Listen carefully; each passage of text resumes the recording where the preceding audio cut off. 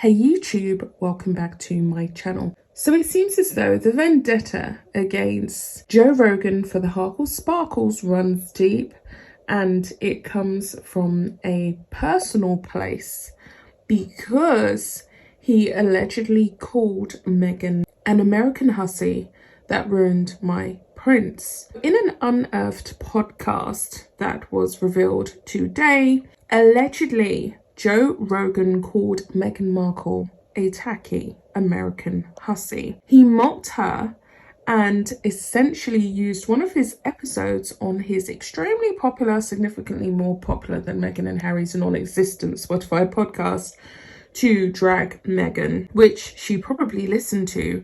And this is the reason why she's jumping on this bandwagon to go after him and essentially bring him down.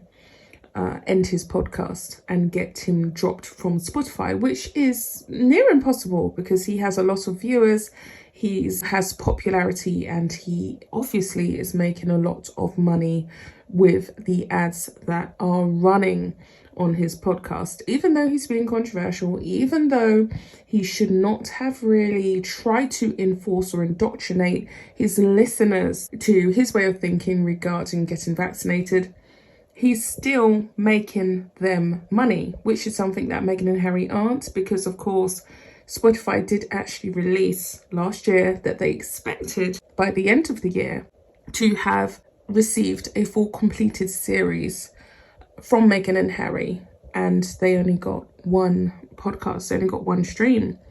So let me get into this.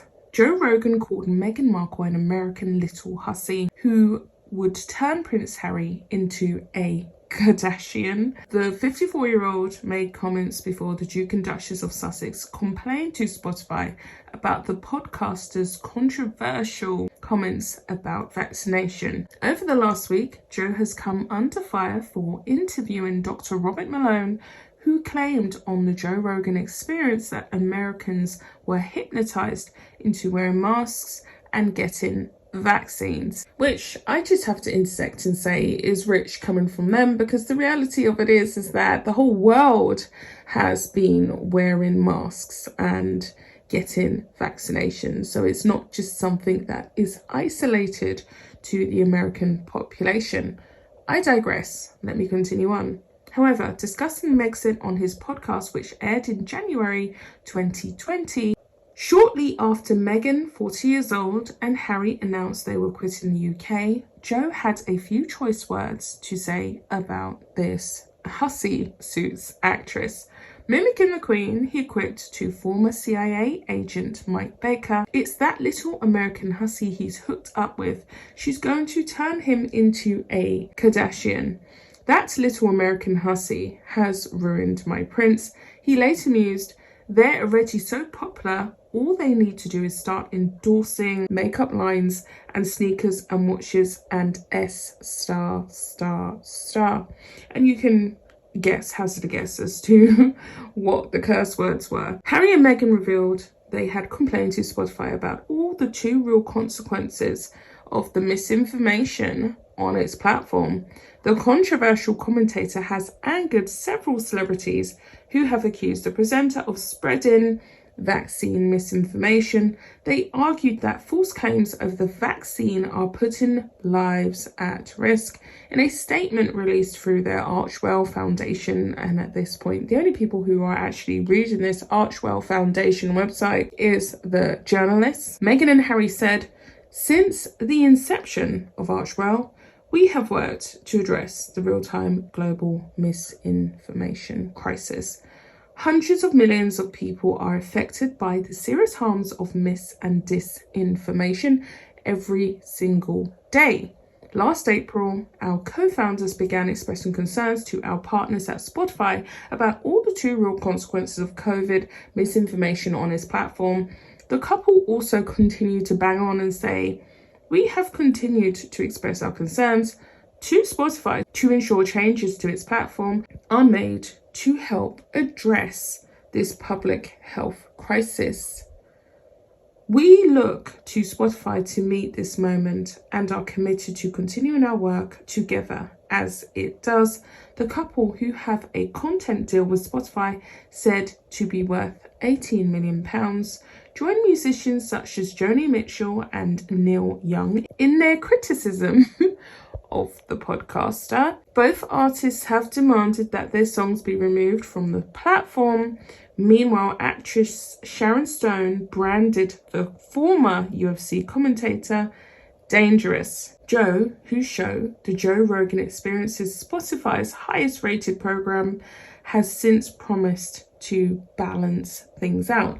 And I just think that he's probably going to try and be more tactile and limit his personal opinions, because of course he is extremely opinionated and he has strong views regarding this whole vaccination saga that the whole world finds themselves faced with. Meghan Markle being an American hussy, well, let's face it, a lot of people already think that, a lot of people said that, and a lot of people have expressed views regarding Meghan Markle which sound a lot worse.